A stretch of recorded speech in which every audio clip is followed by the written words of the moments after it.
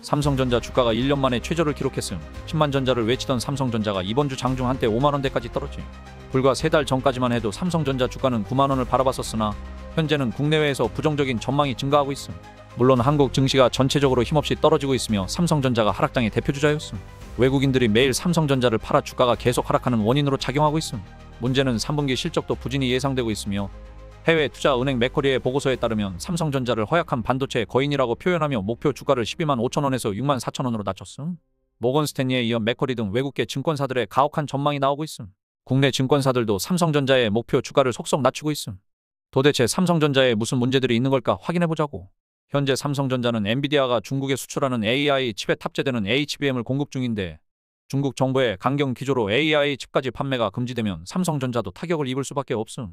그런데 사실 반도체 시장에서 메모리 반도체 시장보다 중요한 건 파운드리 시장임. 삼성전자를 9만 전자까지 이끌었던 반도체 시장은 파운드리와 메모리로 나뉨.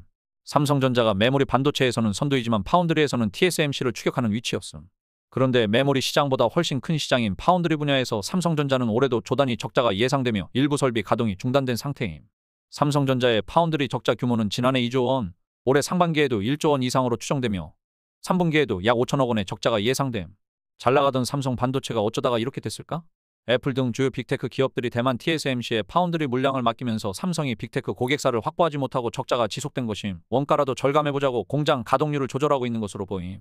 어쨌든 이런 이유들로 삼성 내부에서는 이재용 회장의 리더십에 대한 의구심을 품고 있다는 이야기까지 나오고 있는 실정임.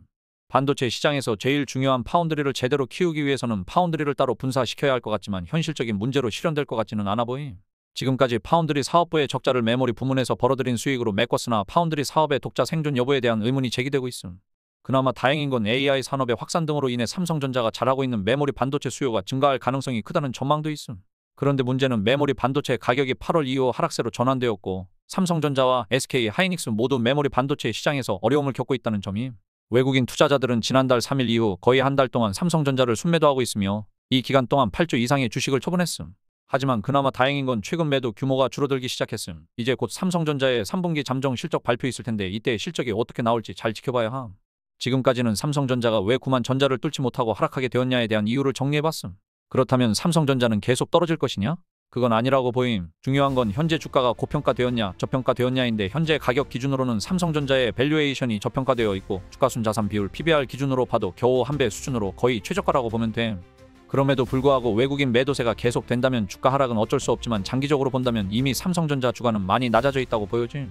물론 삼성전자 종목에만 너무 집중할 게 아니라 더 중요한 매크로 지표들을 계속 살펴봐야 함. 최근 발생한 미국의 금리 인하, 곧 있을 미국 대선, 중국의 대규모 부양책, 물가, 고용 지표 등 거시적인 지표들을 보면서 대응하는 자세가 꼭 필요함.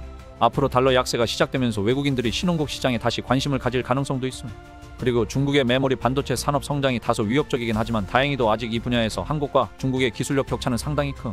다만 중국이 자국 반도체 보호를 위한 강경 기조를 유지하기 위해 막대한 지원을 하게 되면 빠르게 추격해올 수도 있지만 이런 추세들을 계속 지켜봐야 한다고. 아무튼 AI와 관련된 메모리 반도체 수요는 계속 증가할 것으로 보이니 곧 나올 삼성전자의 HBM 공급과 관련된 긍정적인 뉴스들도 함께 기다려보자고. 요즘 유독 외국인들의 매도세가 무섭지만 개미 투자자들끼리 똘똘 뭉쳐서 전략을 잘 세워야 한다고. 너무 조급해하지 말고 잘 버텨보자고. 외국인 매도세가 끝나는 대로 반등 가능성이 있으니 신중하게 관련 뉴스들을 잘 지켜보고 우리 채널에서도 더 신속하게 투자에 관한 소식들 빠르고 정확하게 전해줄 테니 구독 콱콱 박으라고.